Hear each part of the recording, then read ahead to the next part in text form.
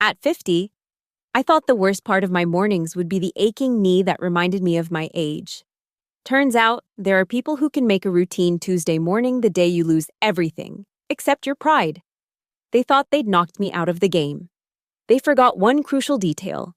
I was the one who taught them how to play. And unlike them, I never forgot the rules I wrote.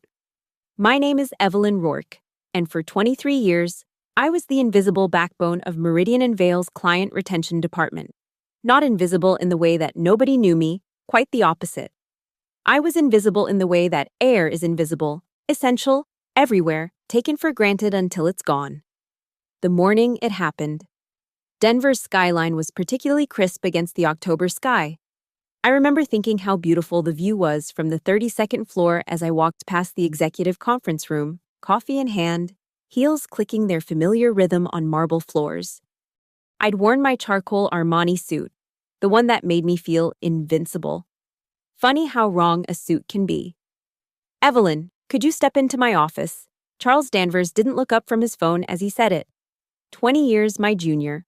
With hair plugs that cost more than most people's cars, and a Harvard MBA he mentioned at least twice per conversation.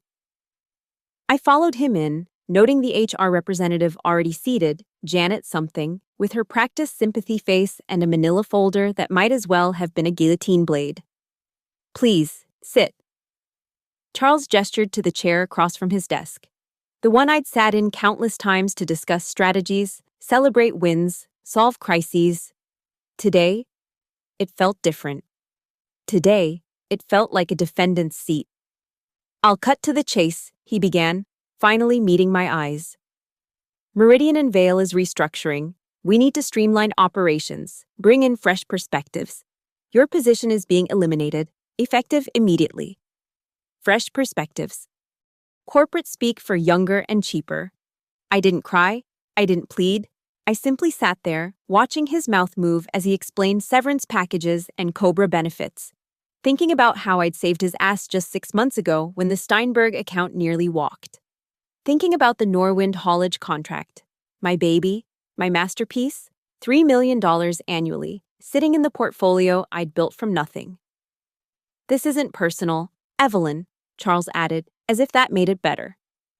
"You've been invaluable to this company." Invaluable. Past tense. Janet slid the folder across the table. "We'll need your keycard and company devices.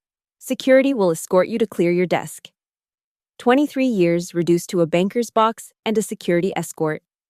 I signed where they told me to sign, my signature steady despite the earthquake happening inside me. When I stood, Charles extended his hand for a shake. I looked at it for a long moment, soft, manicured, a hand that had never built anything real, then turned and walked out without a word. The security guard, Marcus, had the decency to look embarrassed as he watched me pack. A few personal photos. My awards, Employee of the Year, 2018. What a joke. The crystal paperweight Norwind's CEO had given me after our first $1 million quarter together. "I'm sorry, Ms. Rourke," Marcus whispered as we waited for the elevator. "This ain't right." The elevator descended, each floor marking another year of my life given to this place. By the time we reached the lobby, I'd made peace with one thing. They thought they were ending my story. They had no idea they'd just written the first chapter of theirs. The first month was the hardest. Not because of the money, my severance was generous enough, a gilded muzzle to keep me quiet, but because of the silence. After 2 decades of constant calls, urgent emails, and back-to-back meetings, my phone had become a paperweight. Former colleagues who'd sworn eternal friendship over cocktails suddenly developed amnesia. LinkedIn connections who'd praised my invaluable mentorship couldn't quite remember my name when I reached out. I learned quickly that being a 50-year-old woman in the job market was like being invisible in a different way. Recruiters who'd courted me just years ago now spoke in euphemisms. Overqualified. Cultural fit concerns. Looking for someone who can grow with the company. Translation: too old, too expensive, too female. After 3 months of polite rejections, I made a decision. I packed up my Denver condo and drove south to Flagstaff, where my mother lived in a modest ranch house with a view of the San Francisco peaks. The move wasn't surrender, it was strategy. Lower cost of living meant my savings would stretch further, and Mom needed someone to help with her medications and doctor's appointments anyway. "You're too quiet," Mom said one evening, watching me from across the dinner table. "Even when you were little, quiet meant you were planning something." She wasn't wrong. While the world thought I was licking my wounds, I was studying. Online courses in digital marketing, financial modeling, venture capital structures, all the things I'd been too busy to learn while maintaining other people's empires. But more importantly, I was watching. I still had access to industry newsletters, trade publications, and most crucially, a few loyal contacts who'd update me on Meridian and Vale's operations. That's how I learned that Norwind Haulage was hemorrhaging money under their new account manager, some hotshot named Bradley who thought relationship management meant expensive dinners and golf outings. 6 months into my exile, I got a call that changed everything. The number was familiar, though I hadn't seen it in months. "Evelyn, it's Jim Patterson." Jim, Norwind's COO and one of the few people who'd seen past the corporate choreography to the real work I did. His voice sounded tired. "Bradley's not working out," he said without preamble. "We're down 8% this quarter alone. The board's asking questions, and frankly, I don't have good answers." I let the silence stretch, a negotiation tactic I'd perfected over decades. "I know you can't come back to Meridian," he continued, "but I'm wondering, are you taking consulting work?" Consulting. The corporate world's way of admitting they'd made a mistake without actually admitting it. "I might be," I said carefully. "Though I'm based in Arizona now." "We don't need you in Denver. We need you to fix this mess. Quietly? Can you do that?" I thought about Charles Danvers, about being escorted out like a criminal, about every door that had closed in my face since. Then I thought about the opportunity Jim was unknowingly handing me. "Send me the last 2 quarters' reports," I said. "I'll review them and get back to you with a proposal." After we hung up, I sat in my mother's backyard, watching the sunset paint the mountains red. For the first time in months, I felt that familiar thrill. The one that came right before closing a major deal. They'd thrown me away like outdated software, but they'd forgotten one crucial thing. I still knew all their passwords. The game was about to begin. And this time, I'd be playing by my own rules. Rourke Strategic Solutions. The name came to me at 3 a.m., along with the clarity that this wasn't just about consulting, it was about resurrection. I filed the LLC paperwork from my laptop at Mom's kitchen table, using her address as the headquarters of my empire-to-be. Total investment, $275 for registration fees and a basic website that looked more expensive than it was. The Norwind analysis took me 3 days. What I found was worse than incompetence. It was negligence wrapped in arrogance. Bradley had fundamentally misunderstood their business model, pushing automation solutions that threatened their union relationships and suggesting cost-cutting measures that would have destroyed their competitive advantage in reliable, high-touch service. No wonder Jim was desperate. I structured my proposal carefully. No mention of Meridian and Vale. No reference to my history with the account. Just pure, surgical solutions backed by 23 years of expertise that I now packaged as boutique strategic consulting. My rate? Triple what Meridian had paid me. After all, they weren't paying for an employee anymore. They were paying for salvation. Jim called within hours of receiving it. "When can you start?" The first phase was delicate surgery. I worked remotely, conducting stakeholder interviews that carefully avoided any mention of my previous role. To Norwind's board, I was simply a specialist Jim had found, someone with deep industry knowledge who understood their unique position. I guided them through renegotiating vendor contracts, restructuring their customer service approach, and most importantly, rebuilding the relationships Bradley had nearly destroyed. "You work like you've known us for years," the CEO, Robert Steinfeld, told me during a video call. "Where have you been hiding?" "Building my practice," I replied smoothly. Sometimes the best consultants are the ones who've been watching from the sidelines, seeing what others miss. 3 months in, the numbers spoke for themselves. Not just recovery, growth. The bleeding had stopped. Profitability was up 12%, and employee satisfaction had stabilized. That's when I made my move. We need to talk about your contract with Meridian and Vale. I told Jim during our monthly review. His face went still. What about it? You're paying them $400,000 annually for services that are actively harming your business. My analysis shows that bringing strategic consulting in-house through a dedicated partner who understands your business would save you money and improve outcomes. I slid a comparison across the conference table. My proposed annual contract, $300,000. Services provided, everything Meridian offered, plus the strategic guidance that had pulled them from the brink. That's a significant change, Jim said slowly. The board would need compelling reasons to end a 15-year relationship. I smiled. Then let's give them some. The presentation to Norwin's board was my masterpiece. No emotion, no vendetta, just brutal facts. Cost-benefit analyses that showed Meridian's value proposition declining year over year. Market comparisons that positioned Rourke Strategic as a next-generation solution. Case studies from our trial period that proved results. I never mentioned that I'd built their original success. Never hinted that Charles Danvers had made the fatal error of discarding the one person who understood Norwin's DNA. I didn't need to. The numbers told the story. Ms. O'Rourke, Robert said after the board went into private discussion, we'd like to offer you a 5-year contract. 5 years. $1.5 million guaranteed. With performance bonuses that could double it. From fired to hired, from discarded to essential, in less than 12 months. I'll need to review the terms, I said calmly. Though inside, every cell was singing. But I'm optimistic we can reach an agreement. As I left their offices that day, I passed a familiar logo in the lobby directory. Meridian and Vale, floors, 30th and 32. So close to where my triumph was unfolding, and yet completely oblivious to the earthquake about to hit their balance sheet.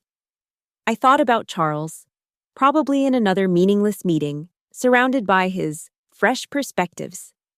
In a few weeks, he'd learn that his biggest client was gone.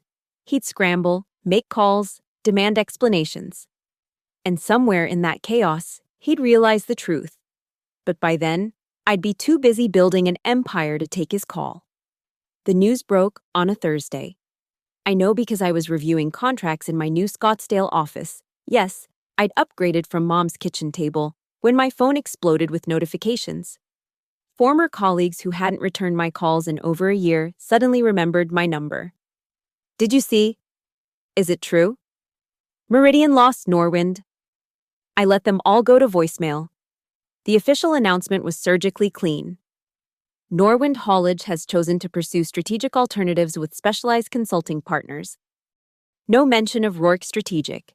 I'd insisted on a quiet transition period, but the financial press smelled blood.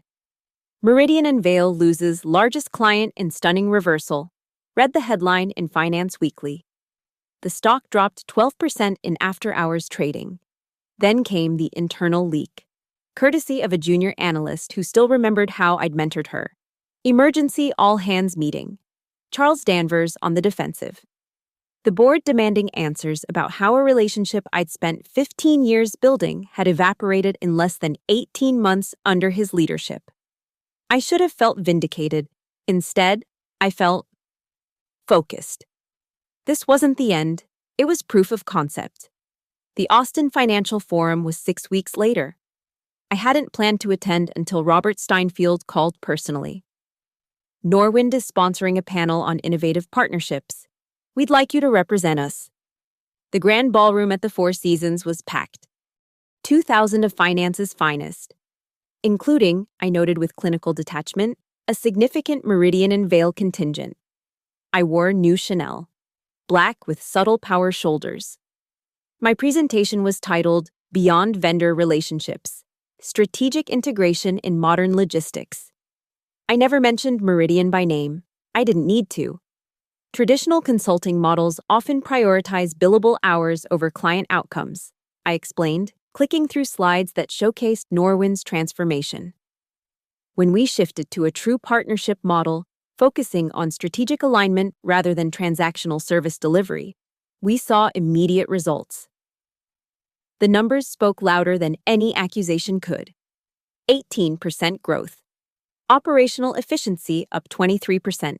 Employee retention at a 5-year high, every metric a damning indictment of what had come before.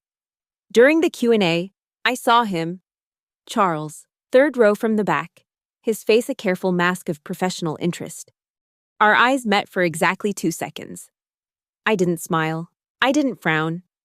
I simply continued answering a question about scalability, my voice never wavering. The beauty of our model, I concluded, is that it recognizes a fundamental truth. Institutional knowledge and strategic vision aren't commodities. They're investments. And like all investments, they appreciate when properly managed. The applause was substantial. Afterward, the crowd around me was thick with business cards and partnership inquiries. I worked the room like I'd never left, collecting opportunities like shells on a beach. Evelyn. I turned. Charles stood there, isolated in the thinning crowd, looking older than I remembered. The hair plugs weren't taking well. Charles. I kept my voice neutral, professional. How's Meridian? You know how it is.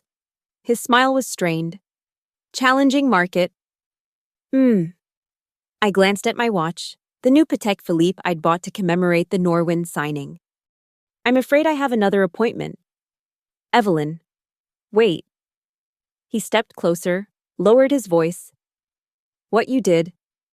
Taking Norwind. I didn't take anything, I said quietly. I simply offered them what you couldn't. Someone who understood their value. Someone who wouldn't throw away decades of relationship building for a quarterly bonus. His face reddened. That's not... Goodbye, Charles. I walked away, heels clicking the same rhythm they had that last morning at Meridian. But this time, I wasn't being escorted out. This time, I was walking toward a future I'd built myself. The Forbes article came out 2 weeks later. The Phoenix of Finance, How Evelyn Rourke Built a Consulting Empire from Corporate Ashes. They'd done their homework, connecting the dots between my dismissal and Norwind's departure. Charles was quoted as declining to comment. Meridian's stock dropped another 8%. I framed that article, not out of pride, but as a reminder. They'd thought they were writing my ending. Instead, they'd written their own. The resumes started arriving after the Forbes article. Not solicitations for work, applications, women, mostly. Some men, too. But predominantly women of a certain age with stellar credentials and suspicious employment gaps. Let me guess, I said to Margaret Chen Williams during her interview, scanning her CV. 15 years at Goldman, stellar reviews, then suddenly, not the right fit after your 45th birthday? She laughed, but it was bitter. 47th. They at least waited until after my daughter's graduation. I hired her on the spot. Within 6 months, Work Strategic had 12 employees. The average age, 48. The average years of experience, 22. Every single one had been pushed out, restructured away, or mysteriously found lacking strategic alignment just when their expertise peaked and their salaries reflected it. We're building a refuge for corporate refugees, joked Diana Okafor, my new CFO, during our Monday morning meeting. She'd been early retired from Wells Fargo at 52. No, I corrected, we're building a weapon. And we were. Each client we took on, usually poached from firms that had discarded us, added to our reputation. Norwind had been the proof of concept. Steinfield Industries, Apex Manufacturing, and Bellwether Logistics followed. Everyone a former Meridian client, everyone achieving better results within 6 months of switching. They're calling us the Grey Guard in the industry newsletters, Margaret reported, amused. Like we're some kind of revenge squad. Good, I said. Let them think that. Fear is just another word for respect they don't want to admit to. The real satisfaction came in smaller moments. Like when Patricia Nguyen, whom Deloitte had deemed redundant at 51, landed us the Morrison Group account worth $4.2 million annually. Or when Sandra Morrison, encouraged to pursue other opportunities by PwC, revolutionized our client onboarding process, cutting acquisition costs by 30%. We weren't just succeeding, we were excelling in ways our former employers had claimed were impossible for women our age. Then came the meeting that changed everything. Robert Steinfeld called me directly, unusual given our established communication channels. "I'm hearing interesting rumors about Charles Danvers," he said without preamble. "Oh?" "Word is the board's lost confidence. Meridian's down 23% year over year. They're looking for someone to blame." I kept my voice neutral. Corporate accountability can be harsh. Indeed, I also heard he's been reaching out to headhunters. Quietly. The irony was delicious. Charles, the man who'd preached fresh perspectives, now finding himself on the wrong side of his own philosophy. "There's more," Robert continued. "The board's conducting a review of client relations practices over the past 2 years. Your name keeps coming up in the loss reports. I'm sure many names are coming up. Not like yours, not attached to every major client they've lost." He paused. "They're starting to connect dots. Evelyn. The Grey Guard isn't as subtle a name as you might think." That evening, I called an all-hands meeting. Looking at my team, brilliant women who'd been discarded like outdated software, I felt something I hadn't expected: responsibility. "We have a choice," I said. "We can keep picking off clients one by one, or we can build something bigger, something that changes how this industry values experience." Diana leaned forward. "What are you proposing?" "Expansion, not just consulting, full-service strategic partnerships. We become the alternative to the Big Four, specifically for companies that understand the value of seasoned expertise. That would require significant capital," Margaret pointed out. I smiled. "I've been in talks with 3 venture firms. Turns out, our client retention rates and growth metrics are very attractive to investors who care more about returns than birthdays." The vote was unanimous. 2 weeks later, the news broke. Rourke Strategic secures $50 million series of funding, plans major expansion. The same day, a smaller item appeared in the business pages. Meridian and Vale announces leadership changes. Charles Danvers steps down to pursue other opportunities. I didn't celebrate. I didn't gloat. I simply forwarded the article to my team with a 2-word message: keep building. Because empires aren't built on revenge. They're built on the ruins of those who underestimated us. I am not the hero of this story. Heroes forgive. Heroes rise above. Heroes transform their pain into something noble and pure. I transformed mine into profit margins and market share. "You know what the funny thing is?" Diana asked during one of our late-night strategy sessions. The Phoenix skyline glittering beyond our conference room windows. "They created us. Every time they pushed one of us out, they were building their own competition." She was right, but only partially. They didn't create me, they revealed me. The Evelyn who'd spent 23 years building other people's kingdoms had always possessed this capacity for calculated ruthlessness. I'd simply never had a reason to use it. "Ma'am?" I looked up from the quarterly reports. Sophia Chen Watkins stood in my doorway, 26 years old, brilliant, and recently rejected by 3 major firms for being too conservative in her approach. Code for not playing the game of after-work drinks and weekend team building in Vegas. "The Meridian analysis you requested," she said, placing a folder on my desk. "Their Q3 numbers are worse than projected, down 31% year over year." I'd asked for the analysis not out of spite, but out of habit. Know your competition, even when they're no longer competing in your league. Especially then. "Thank you, Sophia. How are you settling in?" Her face lit up. "It's incredible here. Yesterday, Patricia spent 2 hours walking me through the Morrison acquisition strategy. At my last interview, they told me I'd need to earn mentorship. Here, mentorship isn't currency, I said. It's culture. After she left, I turned back to the window. Somewhere out there, Charles Danvers was probably updating his LinkedIn profile, crafting careful explanations for his transition. I knew because I'd once helped write those same explanations for executives he'd pushed out. The irony wasn't lost on me, but neither was the cost. Success at this level demands sacrifices. I'd sacrifice sleep, relationships, the comfortable fiction that hard work and loyalty would be rewarded. My mother, now in assisted living thanks to my newfound wealth, sometimes looked at me with concern. "You're different," she'd said during my last visit. "Harder. Stronger," I'd corrected. But late at night, reviewing contracts worth more than I'd made in a decade at Meridian, I wondered if she was right. The Evelyn who'd believed in corporate loyalty, who'd mentored junior staff without calculating ROI, who'd found joy in building something larger than herself, was she the sacrifice I'd made for this empire? My phone buzzed. A text from Margaret. Bloomberg wants an interview. Topic: the Grey Guard Revolution. Interested? I stared at the message. Another opportunity to build our brand, to attract more displaced talent, to take market share from firms that still believed experience had an expiration date. Another step toward making Rourke Strategic too big to ignore, too powerful to dismiss. But also another step away from the person who'd walked out of Meridian's lobby with a box of memories and a heart full of hurt rather than hate.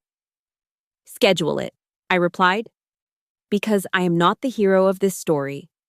I'm something more honest, a survivor who learned that in corporate America, the best revenge isn't served cold, it's served at a premium, with superior margins and guaranteed ROI. The young woman I'd been at 27, fresh-faced and eager to please, would be horrified by what I'd become. The woman I'd been at 50, discarded and humiliated, would be proud. And me? The woman I am now, at 52, building an empire on the foundations of every slight, every dismissal, every underestimation, I'm still deciding. The email arrived on a Tuesday, 18 months after I'd walked away from his office without shaking his hand. From C. Danvers, personal Ugmail. Calm subject. No subject. Evelyn. I guess you won. Charles. I read it 3 times, waiting to feel something. Vindication, satisfaction, even anger. Instead, I felt the same cool detachment that had carried me through every acquisition, every negotiation, every strategic victory since that October morning. My assistant knocked. "Your 3 o'clock is here. Send them in." I selected the email, my finger hovering over the reply button. 1,000 responses ran through my mind. Cutting observations about fresh perspectives. Sarcastic thanks for the motivation, even in a moment of weakness. The truth? That winning had cost me pieces of myself I'd never get back. Instead, I hit delete. Charles Danvers had ceased to matter the moment I'd stopped letting him define my worth. Responding would give him power he no longer deserved, would make this about him when it had long since become about something larger. That evening, I stood in my office on the 38th floor, 6 floors higher than I'd ever risen at Meridian, watching the sunset paint the desert landscape in shades of amber and rust. The expansion to Dallas and Seattle was ahead of schedule. We'd just signed our 40th client. The Financial Times had named us Consultancy of the Year for firms under $100 million zerds. My phone rang. Robert Steinfeld. "Evelyn, I have a proposition. The board's been discussing strategic acquisitions. There's a firm in Denver we're looking at, struggling, but good bones. Meridian and Vale. Know anything about them?" The universe, it seemed, had a sense of humor. "I might have some insights," I said carefully. "Excellent. We'd want Rourke Strategic to handle the integration. Full transformation mandate. Name your price." After I hung up, I actually laughed, for the first time in months. Not from joy or malice, but from the sheer absurdity of it all. They'd thrown me away, and now I'd be the one deciding their fate. But I wouldn't. Not because I'd forgiven them, but because I'd outgrown them. Meridian and Vale was a chapter in someone else's story now. My story had moved on to more interesting plot lines.